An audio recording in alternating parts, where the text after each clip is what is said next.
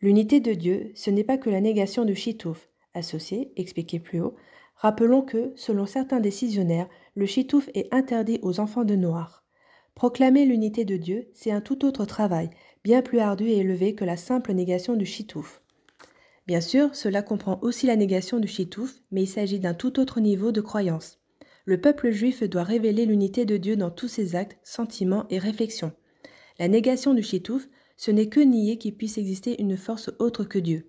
Mais cela n'entraîne pas une union de l'homme avec Dieu dans tous ses actes en tant que mitzvah, comme expliqué dans le 3e chapitre. La mitzvah permet d'unir le maître qui ordonne avec celui qui exécute l'ordre. Les prophètes nous ont promis que cette proclamation « Écoute Israël, l'Éternel notre Dieu, l'Éternel est un » résonnera dans le monde entier, dans la bouche de tous les êtres humains. L'Éternel qui est notre Dieu, le Dieu d'Israël, pour le moment est destiné à devenir un, l'unique maître du monde comme il est écrit dans Tsephania, Sophonie, chapitre 3, verset 9. « Alors je changerai vers tous les peuples du monde qui n'auront plus qu'une langue claire pour proclamer tous ensemble le nom de Dieu. » Cela signifie que tous les peuples du monde ne croiront plus en aucune autre divinité et ne prieront plus aucune autre divinité.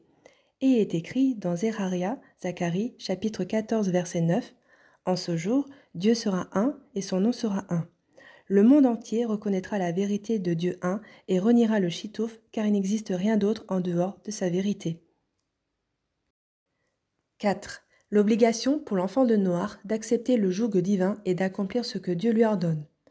Suite à cette obligation de croire en Dieu, l'enfant de Noach est obligé d'accepter sur lui et d'accomplir les 7 lois des enfants de Noach avec tous leurs détails qui ont été explicités dans la Torah orale, comme elles ont été précisées sur le mont Sinaï à Moshe, notre maître. 5. La crainte de Dieu. Les enfants de Noach ont l'obligation de craindre Dieu, comme il est écrit dans la Torah dans Deutéronome chapitre 10 verset 20, « Tu craindras l'Éternel ton Dieu ». Cela consiste à éveiller dans sa pensée et son cœur la crainte de Dieu, chacun selon ses capacités. Cela consiste à préserver l'honneur de Dieu, ce qu'on appelle la crainte devant la grandeur de Dieu, ainsi qu'une crainte simple de base, ne pas transgresser ses commandements, ce qu'on appelle la crainte du péché. Ce commandement implique une conduite morale, s'habituer à l'humilité, s'efforcer d'acquérir cette qualité. L'homme s'efforcera d'accueillir les autres avec un visage avenant. Si on l'humilie, et à plus forte raison si on lui manque de respect, il ne se mettra pas en colère et ne tiendra pas rigueur afin de s'habituer à être humble. Celui qui craint Dieu sera conscient de sa petitesse et donc humble devant Dieu et les hommes. Le contraire de cette conduite serait l'orgueil. C'est pourquoi les sages affirment que l'homme orgueilleux est considéré comme servant les idoles. En effet, il se considère comme détaché de Dieu, comme étant lui-même une existence, donc étranger à Dieu. Il s'occupe de lui-même, fait ce qui lui plaît, et se sépare donc de la croyance en Dieu. Le dérivé de l'humilité, c'est la tsniout, la discrétion. Celui qui craint Dieu se conduit avec tsniout dans toutes les circonstances, dans la façon de parler, de s'habiller, et surtout dans ses relations avec autrui. La tsniout permet à l'homme d'être conscient de la présence de Dieu, de s'abaisser devant lui comme il est écrit dans Michelet, Proverbe chapitre 22 verset 4. Grâce à l'humilité, il y a la crainte de Dieu.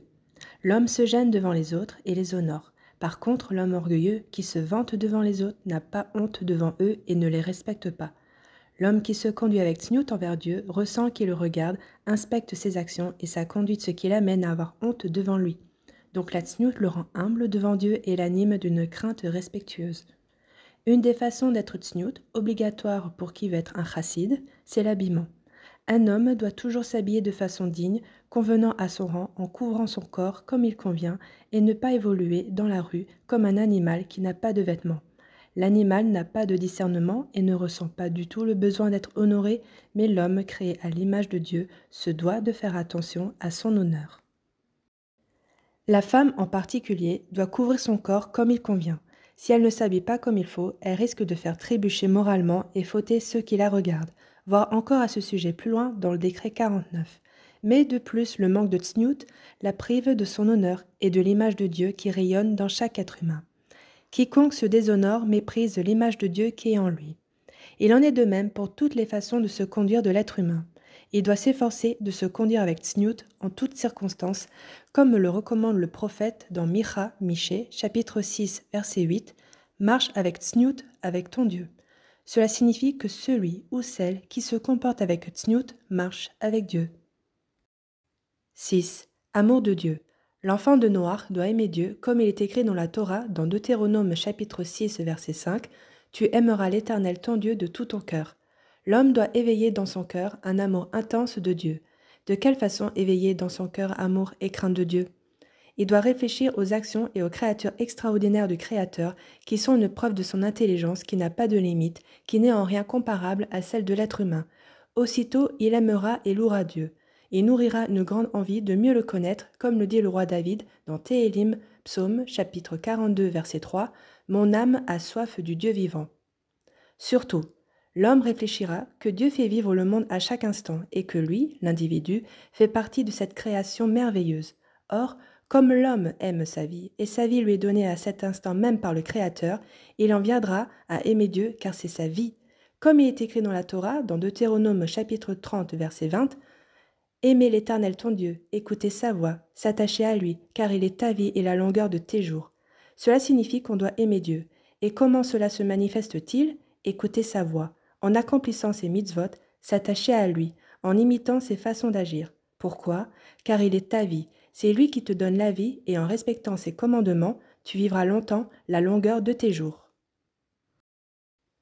Quand l'homme réfléchit à la grandeur et aux merveilleuses créations de Dieu, au fait que la création se perpétue constamment grâce au Créateur, il sera impressionné et craindra ce grand Dieu. Il réalisera qu'il n'est lui-même qu'une créature infime, méprisable, à l'intelligence limitée et minime, alors que Dieu est parfait en tout.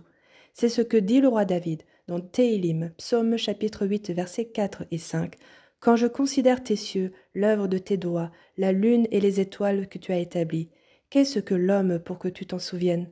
C'est-à-dire, quand je constate l'immensité de ton œuvre, je me considère comme un homme faible, de peu de valeur, qui ne mérite pas que Dieu se souvienne de lui. Cette obligation d'aimer et craindre Dieu est un must que l'intelligence humaine comprend et qui est logique.